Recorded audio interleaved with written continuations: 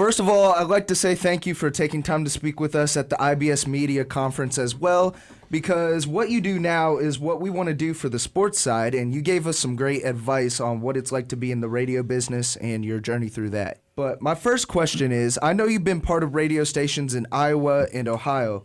I wanted to know, what was the atmosphere like when you arrived in New York, and what were some major differences when it came to radio between the Midwest and the Big Apple? I'm born and raised in New York City, so I brought a New York City swagger, style, and energy to the Midwest that they may not have been used to, and then I also wasn't used to their kind of more. Not when I say conservative, I don't mean politically conservative.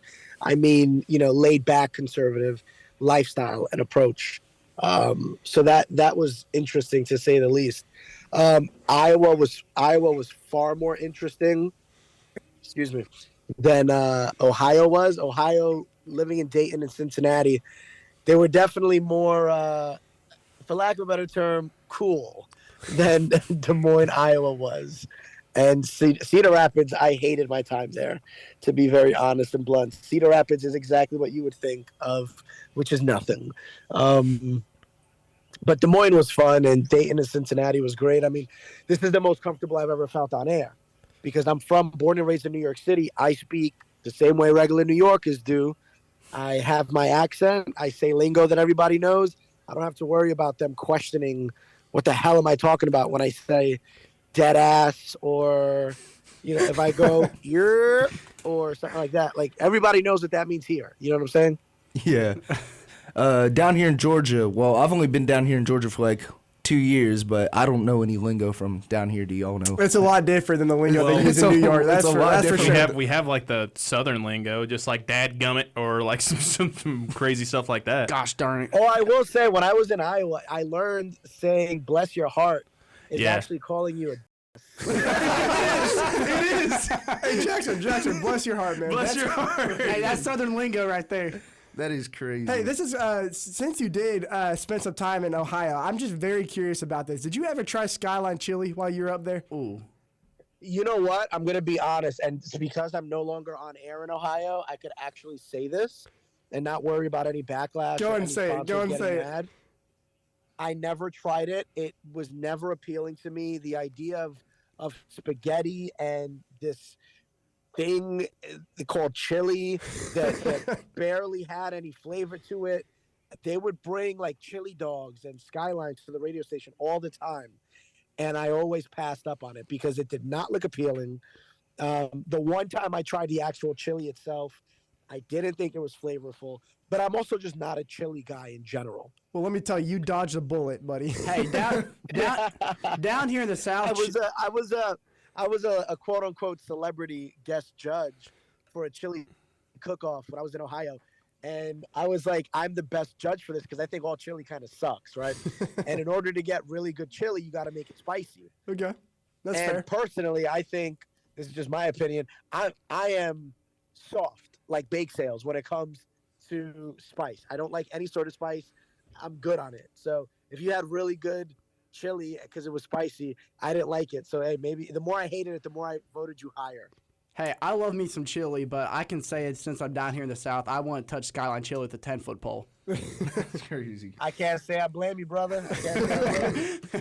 All right, well, I guess we'll keep it rolling with our second question. So this is Andrew speaking to you now, and of course, Jackson and I had the pleasure to attend the An Audience with Z100 panel in New York, and during that panel, you touched on how you dropped out of community college and you were attempting to pursue a drama major at first, but once you dropped out, you experienced a lot of obstacles during your journey to one of the most prominent radio shows in America, and by doing that, you created a path for yourself.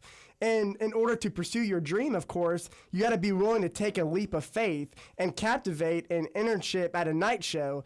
And during that internship, of course, you had to network as much as possible in order to build up your image and learn the complex material in the radio business. So my question to you is, what was the most difficult moment in your road to the show, so to speak, in which you had to overcome a lot of adversity?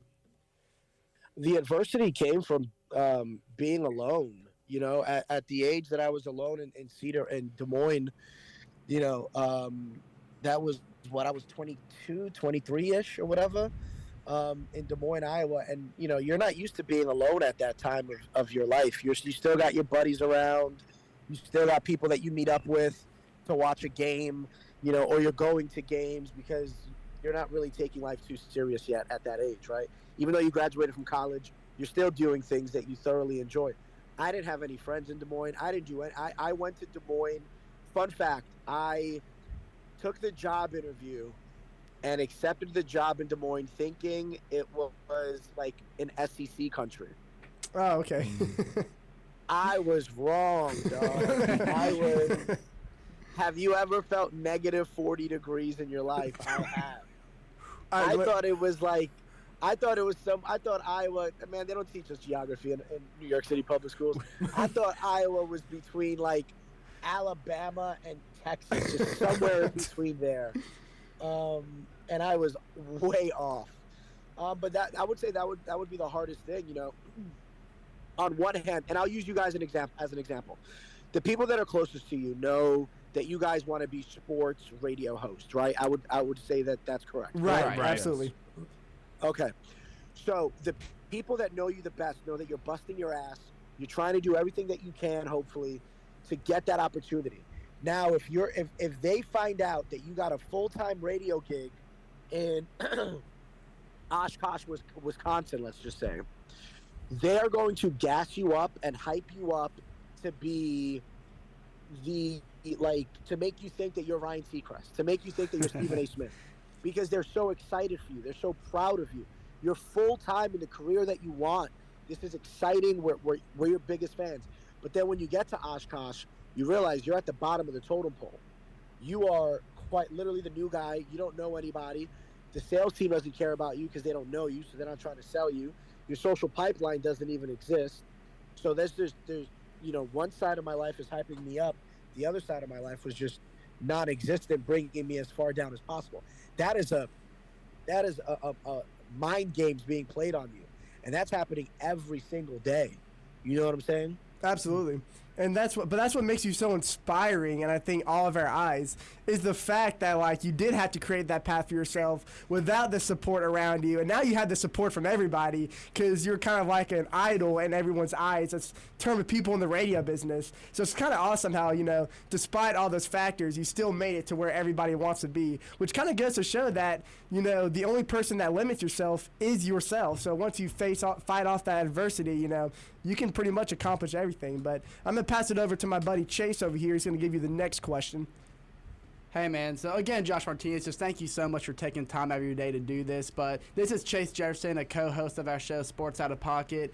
And me and Chase, wait, real quick, Chase, before you get into where are you from?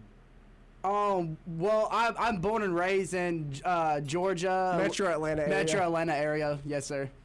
You got such an accent on you, bro. I take that as a compliment. I appreciate it. It's not bad, I promise. Hey, I appreciate it.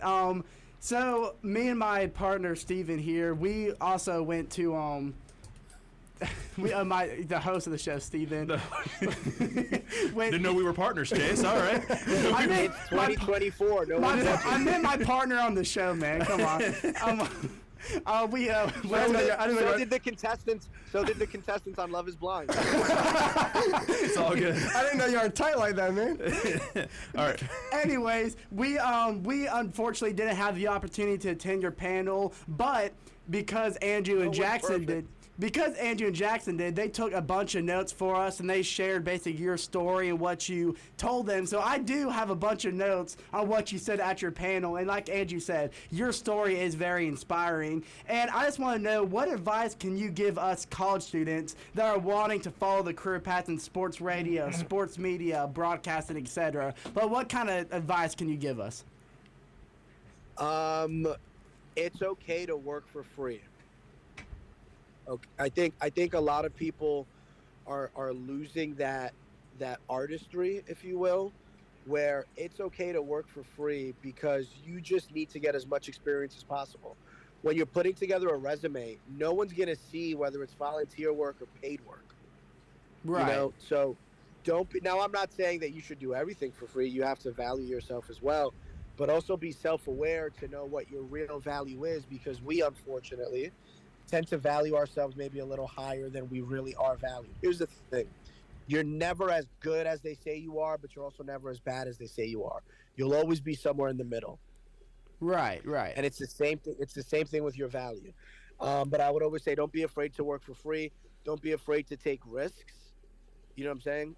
Absolutely. You should always want to take risks. I mean, the risk for me to go to Des Moines, Iowa, I literally went from living in New York City to moving to Des Moines, Iowa, with nothing but clothes and a WWF title, because those were my priorities to bring with me.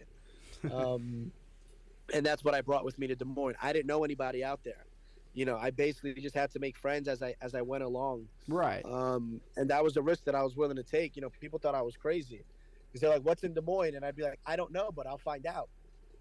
So, you know, being fearless in that regard. Also, I worked overnights on Long Island in New York, but I was living on Staten Island, and I took 3 hours of public transportation each way for a 5-hour overnight shift.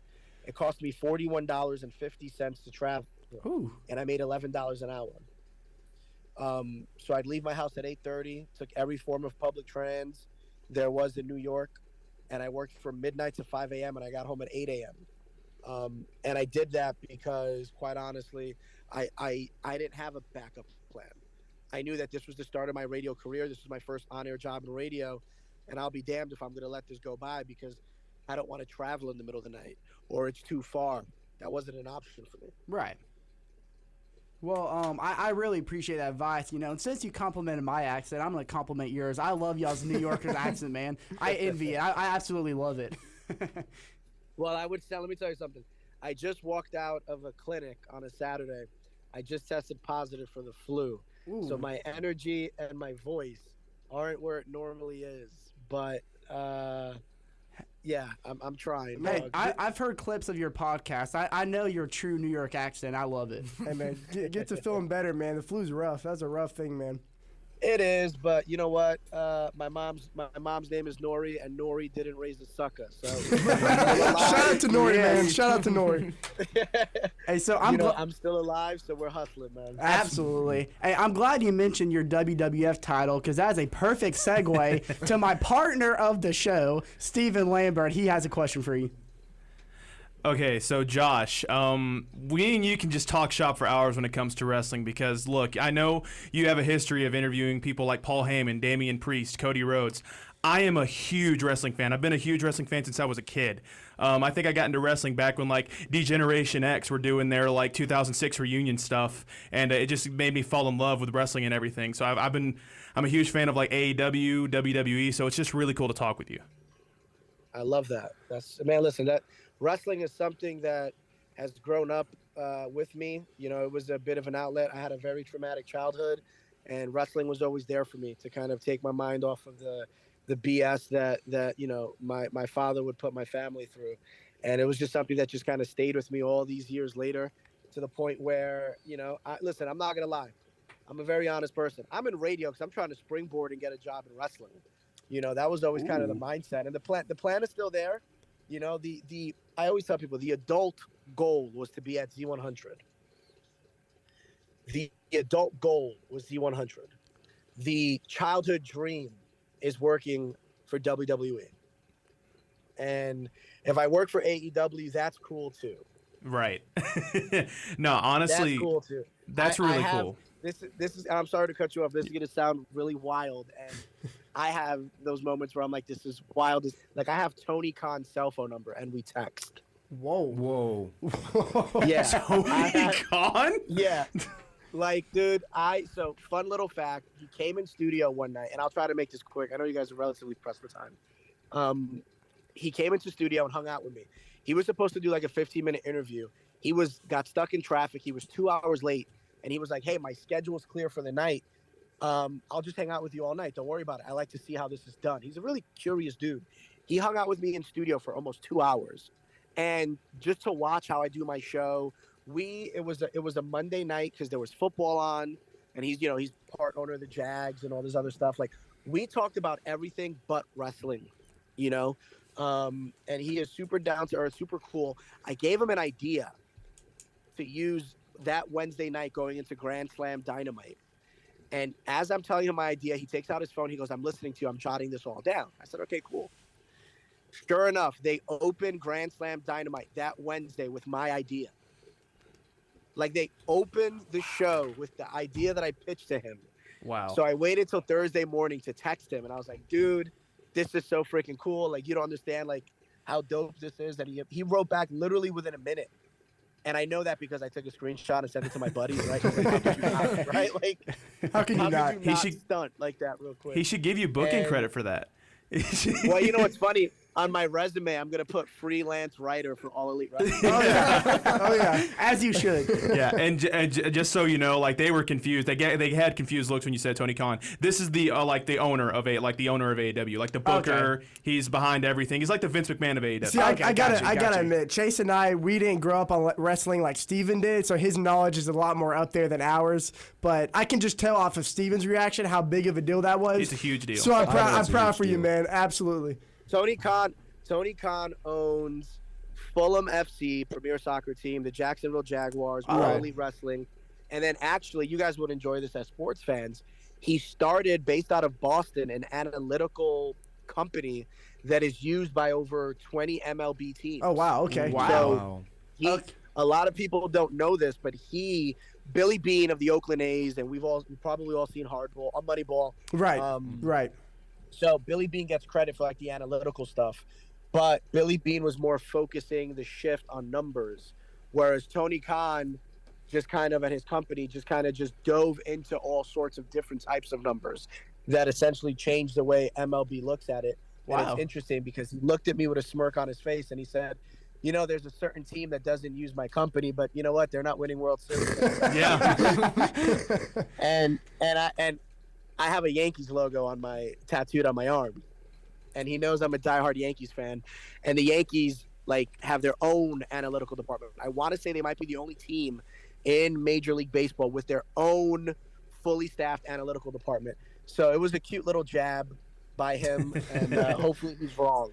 I mean, Hey, who knows? Who knows? With Juan Soto in y'all's lineup now, you never know the possibilities, man. But Josh, I wanted to get into this, like, my quick question, and it's wrestling related. Big shocker. The biggest thing that's honestly been trending with wrestling in the last few weeks, it was number one on Twitter for a long time. X. It's X. Twitter, X. I cannot keep up with it. It's Twitter to me. Always will be.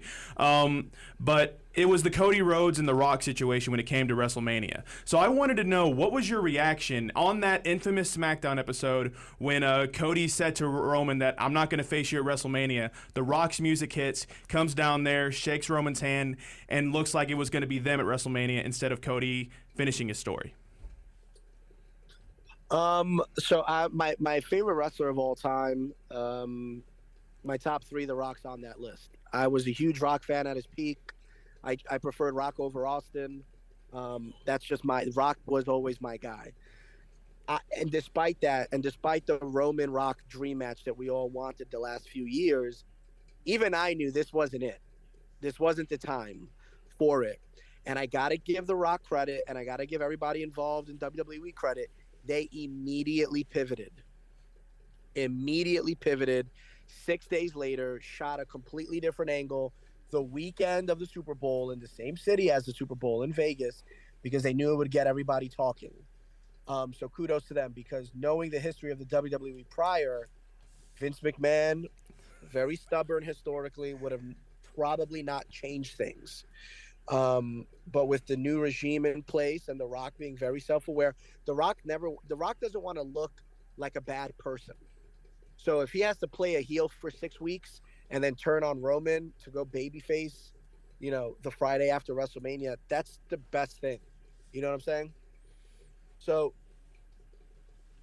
while I understood why it was happening, it was immediately, I just thought, this ain't it, dog. You have told us for the last year, it's Cody's story. And then it looks like, to the fans, this guy's just going to waltz in because there was a SAG strike and he's not part of the TKO board and he has free time. So, all right, go main event the biggest WrestleMania ever. Mm-hmm. That's not cool. Nobody wants to be passed up, Right. Yeah, no, your point exactly. I'm so happy that they pivoted because it was Cody's time last year, and then they pulled that swerve with Solo Sikoa and all that stuff. And if they don't finish the story this year, like I don't know what else you can do. It's Cody's time. I want him to win the world championship, and I'm glad that it looks like that's the direction they're going in. I agree. I think that if he doesn't do it at WrestleMania, by the time he does it, it's a little too late. The WWE has had a significant issue prior to the new regime, so I will say that. Yes. Building baby faces.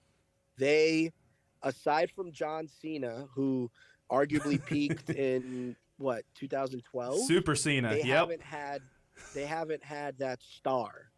So when you think of it in terms of that, now you got Cody.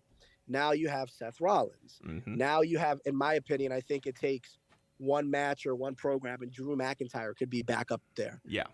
Because I think everyone's enjoying his work, and I think that everything he's saying is true. What makes an effective heel, an effective bad guy, is when they're saying the truth, but people don't want to admit it. Absolutely. And I think that Drew McIntyre has been killing it in that regard. All right, so we are running against the time here. Jackson wanted to ask you one more question before we wrap this up. So we've got to interview some pretty amazing people. You, Philly sports guy, an MLB pitcher named Justin Masterson. So I was wondering, do you have a personal favorite interviewee that y'all have gotten the chance to interview? Wow. That's a good question. I almost cursed. You know how hard it is? That's a good question. Okay, so I'm going to give you two different answers. One would be a singer by the name of JoJo. And she was big before you guys were even born. I feel so old saying that. It's just a little too but late. I like It's just yes. I fell in love with her. I fell in love with her when I was like 15. Been a fan of hers or whatever. I'm not like a psycho or weirdo or anything like that, but I've been a fan of her for all these years. And she came in studio over the summer. Oh, and wow. I always said that there were three people I always wanted to interview. Jay-Z, JT, Justin Timberlake, Jay-Z, JT, and JoJo. And I got to JoJo this summer, and it was like 20 minutes of just one big flirt session. And you know what? She was going with it, baby. So I felt good. Hey, good for you. There you go, man. That's a win. And I would say the second interview I did, one of my favorites, I would say I did one with oh wow. So within the same week, I did one with Seth Rollins and I did one with CM Punk while CM Punk was in AEW. And they both ended up going viral in this, like, within a week or two apart, which really put me on the map in the internet wrestling community as someone who, you know, asks really good questions, because I'm not asking the most obvious questions. I think the most important thing when interviewing people is to just make it sound like a conversation. Mm-hmm. You know, not be too formulaic with the questions, not ask the obvious stuff. So for me, knowing that I was just basically hanging out with Seth Rollins or hanging out with CM Punk, that approach was basically shown, given they opened up to me. I didn't ask them any gotcha questions. They each opened up to me about different things and ended up going viral. Fox Sports picked up on my stories. Dang. A lot of Fightful picked up on my stories. A lot of reputable sites, which kind of put me in that little echelon of when he does interviews, people will kind of pick up on it. Although my biggest frustration is people just read about it or watch the clips. They don't go on YouTube to watch the full interview, and that annoys me, but I digress. I mean, hey, like I'm just saying, if I ever had the opportunity to interview those people, I know I'm not big into wrestling, but just assuming, like, you know, I know the names, you know, that just kind of goes to show, like, even though I'm not big into wrestling, I still recognize the names. So I don't know. I feel like you definitely got to flaunt that a little bit, like. Even, absolutely. Yeah. So I mean, I don't blame you at all, and I definitely want people to go watch my interview. So I definitely understand that aggravation. Yeah, it just gets frustrating because you put in this work and the numbers aren't there. But that's another thing that I know you guys got to wrap up, but don't let the numbers dictate your work. Right. Keep pushing. It takes one video. It takes one clip. It takes one interview to change your life. I had a Cody Rhodes snippet go viral on TikTok and Instagram because nobody even knew that he was half Cuban. And that popped off. Wow. To the point where he talked about it, which, by the way, there are Cubans in Atlanta, you know. I just found that out now. That's actually insane. That's new to me.